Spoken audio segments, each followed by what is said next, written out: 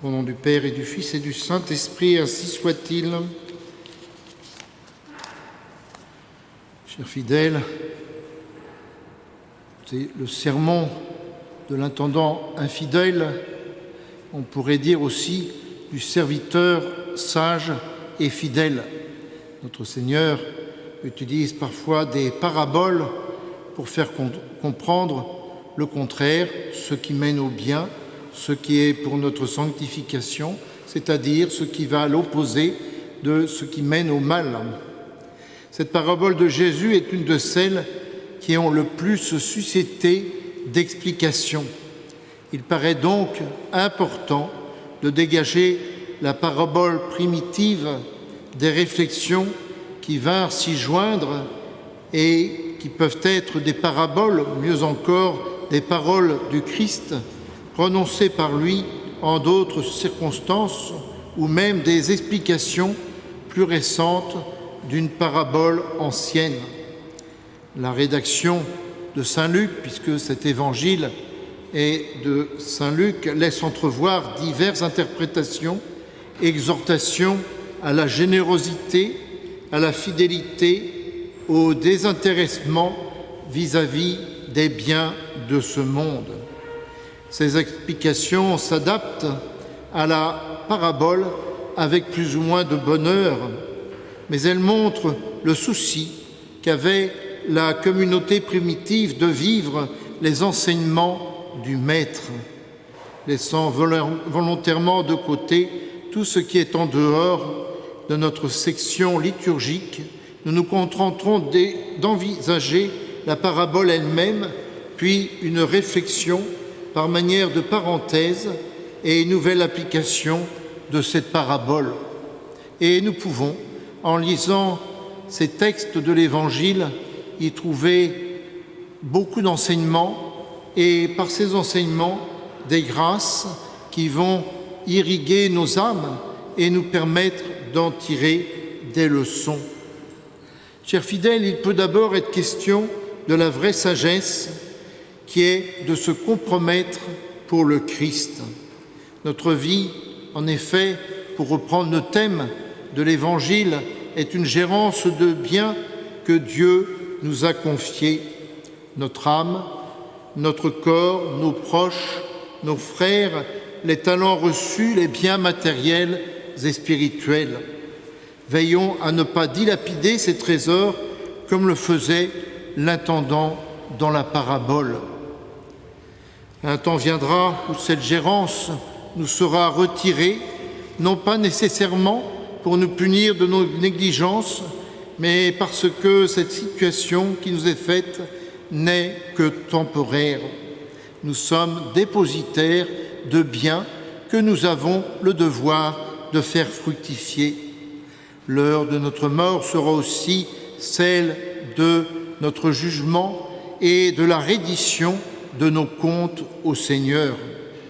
Il sera alors trop tard pour parer aux conséquences de nos négligences et de nos fautes.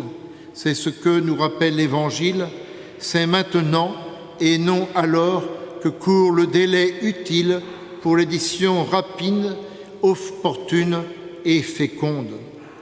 Il nous faut donc opter délibérément pour l'amour et le service du Christ, sans compromission ni partage, sans attendre. Chacun doit voir ce qui l'empêche de faire du Christ le tout de sa vie, ce qui le retient de n'agir et ne penser qu'en fonction de lui.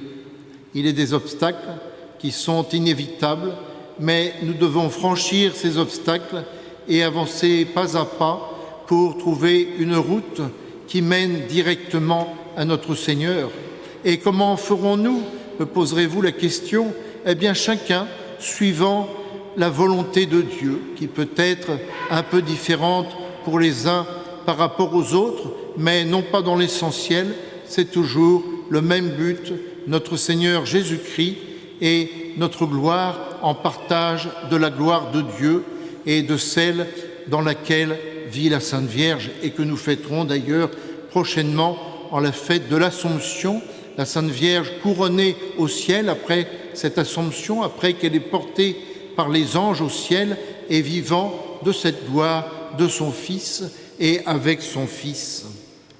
Il nous faut donc, chers fidèles, opter délibérément pour l'amour et le service du Christ, sans compromission ni partage. Le gérant infidèle remettait indûment une partie de la dette aux divers acheteurs, mais notre habileté sera encore supérieure à la sienne et deviendra une vraie sagesse. Il faut utiliser les moyens que nous avons, et là, nous ressemblons à l'intendant, mais pas comme il le fait pour en faire profiter les uns et les autres à sa guise, mais pour donner la première place à notre Seigneur.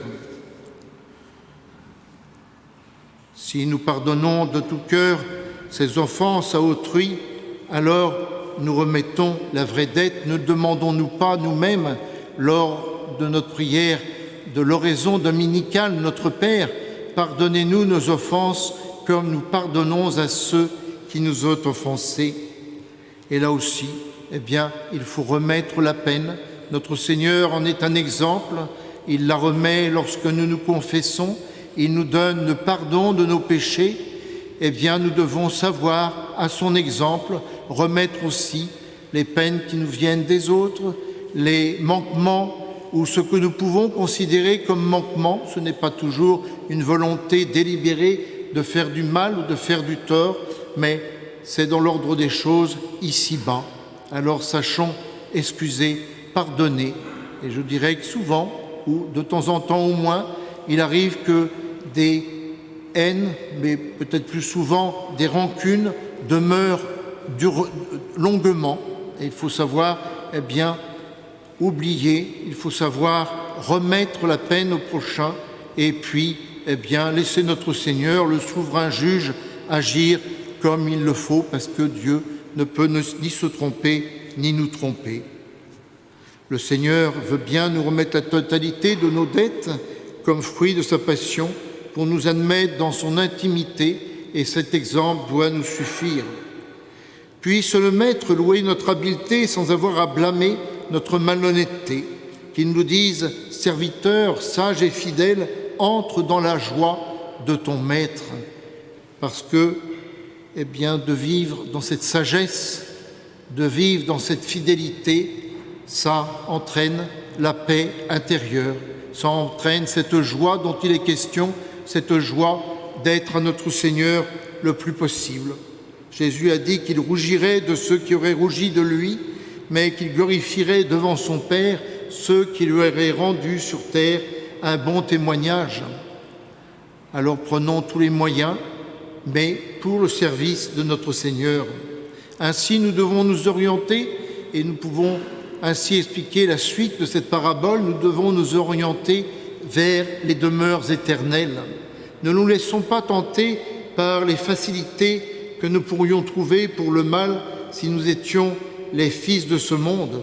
Remercions au contraire le Seigneur de nous garder de toutes ces déviations morales qui nous sollicitent et que notre grandeur de fils de lumière nous oblige à repousser. Bien sûr, dès qu'il y a un effort, il faut le faire. Il faut la volonté d'agir, il faut la grâce de Dieu, il faut lui demander son aide, mais il n'est d'effort que nous ne puissions réaliser avec l'aide de Jésus-Christ.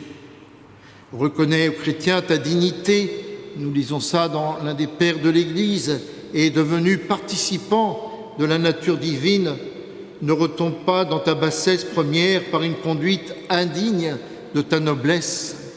C'est une lecture des matines de Noël pour le prêtre, avant donc la messe de la nuit de Noël et avant de commencer cette journée. Et si nous reconnaissons notre dignité, c'est parce que Jésus-Christ est venu sur terre pour nous transmettre tous ses bienfaits innombrables. Si nous possédons quelque avoir, sachons nous en servir honnêtement et chrétiennement. Le bon usage des richesses peut comporter toute une gamme de devoirs. L'aumône y trouvera sa place normale, proportionnée aux possibilités, aux besoins et aux circonstances. Nos soucis d'avenir, comme je vous le disais, nous devions nous devons nous orienter vers les demeures éternelles, eh bien ces soucis d'avenir ne doivent pas concerner uniquement cette terre, mais avant tout ce bonheur qui est éternel. Pensons à ces demeures éternelles où nous attendent ceux qui nous ont précédés, ainsi que les anges, la Sainte Vierge, tous les saints et notre Seigneur Jésus-Christ et Dieu lui-même.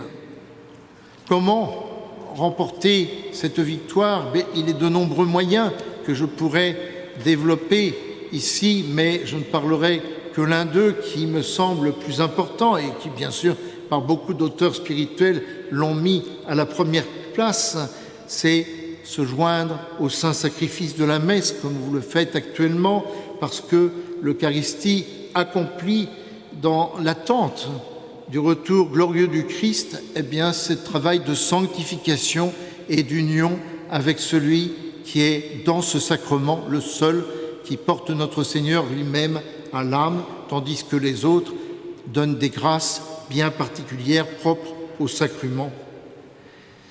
Il prépare et active notre assimilation au Christ ressuscité, devenu la nourriture de nos âmes.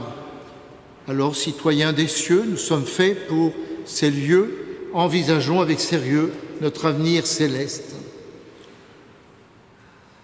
Ayons le souci déjà de vivre de Jésus-Christ ici-bas, par la communion, quand nous pouvons, en assistant à la messe, par les communions spirituelles, nous pouvons le faire aussi à distance.